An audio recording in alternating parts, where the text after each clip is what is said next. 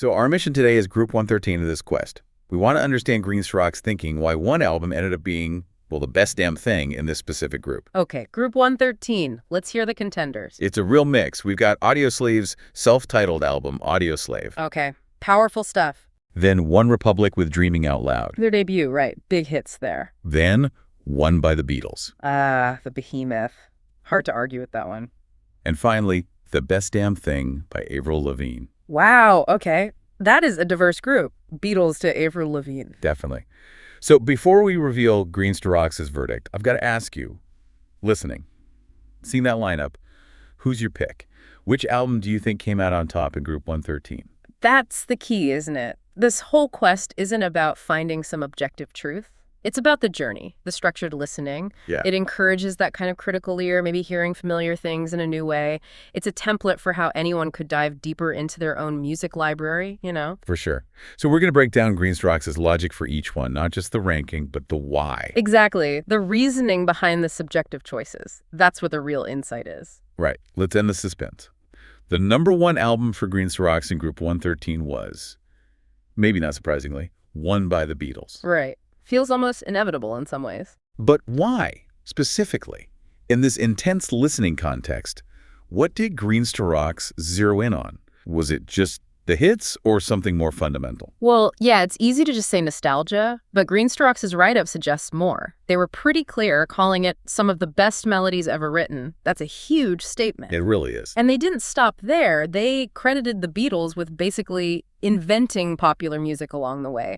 So it's not just the songs themselves, but their massive historical impact. That clearly mattered a lot in the ranking. So the compilation aspect, the fact that one is literally their #1s, plays a big role. Absolutely. It's wall-to-wall hits. Greenstock's mentioned classics like Hard Day's Night, She Loves You, Hey Jude, Yesterday, Come Together. Icons. Absolute cultural touchstone. Exactly. And Greenstock's kind of summed up that feeling of timelessness, saying people would kill to be able to write stuff as good as this. Yeah. It puts them on a different level, almost beyond competition in a way. That historical weight and just the sheer quality, undeniable. Inventing popular music. Oh, that's bold. Masterful evolution, maybe. Popularization.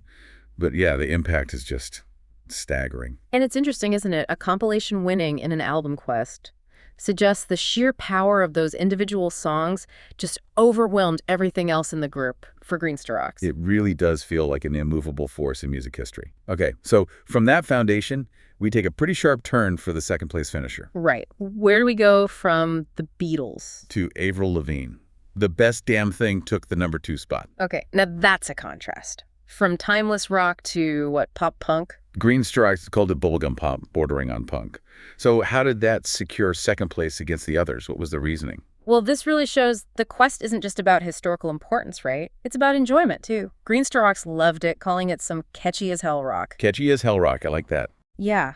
It shows that great stuff comes in different packages. It doesn't have to be revolutionary to rank highly in a personal quest like this. Sometimes it's just about the energy, the fun. Did they mention specific tracks? They did. Girlfriend and the title track, Best Damn Thing, were called out as examples of that catchy rock, you know, those huge shout-along anthems. Yeah, those were everywhere. But interestingly, they also pointed to the other side, mentioning her trademark ballads like The Beautiful Innocence. Wow, showing some range then. Exactly. It wasn't just one-note punk pop. There was variety, different emotional beats. It suggests Greenstock's appreciated the whole package, the high energy, and the softer moments. It's about what resonates, what feels good to listen to right then. Sometimes that immediate joy is what wins out. It's fascinating how different styles get appreciated on their own terms. Avril's energy clearly cut through, even against the Beatles. It's about the listening experience. Totally. It's not just about technical points. It's about how it makes you feel. Okay, moving down the list. Third place went to One Republic's Dreaming Out Loud. What was the story there? Was it a slow burn? Yeah, this is where it gets interesting because Greenstock's actually admitted it's really starting to grow on me now. Ah, the grower. We all have those albums. Definitely. It shows they weren't just making snap decisions. Opinions evolved during the quest. And they mentioned a specific hurdle they had to overcome. Which once you get past the fact that they sound exactly like Keane. Ooh, okay.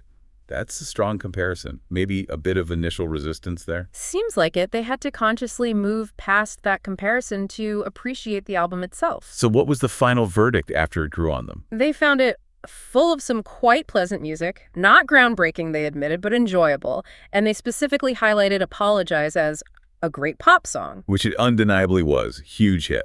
Right, so it wasn't maybe the most innovative album in the group, but through repeated, deliberate listening, its strengths came through.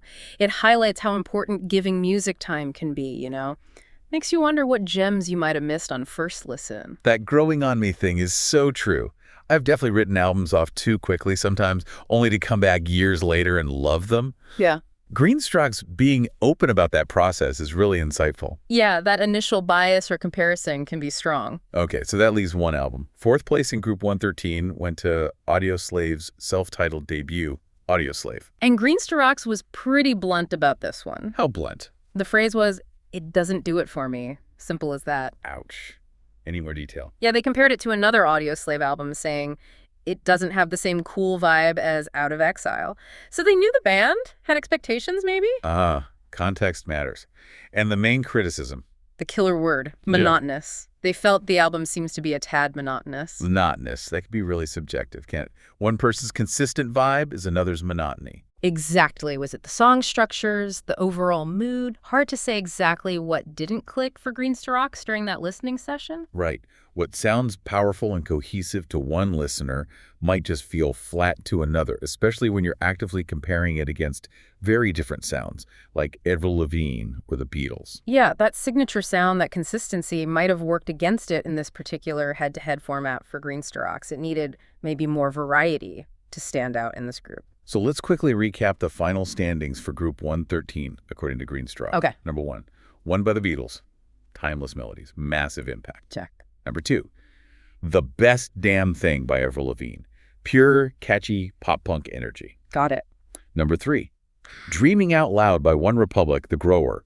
Overcoming initial comparisons. Right. And number 4, Audioslave by Audioslave just didn't connect, felt a bit monotonous in context. There you have it. Group 113 decided. What a fascinating trip through just one small part of Greenstock's huge album quest. From the Beatles' legacy to Avril's hooks, One Republic's slow burn, and Audioslave not quite hitting the mark this time.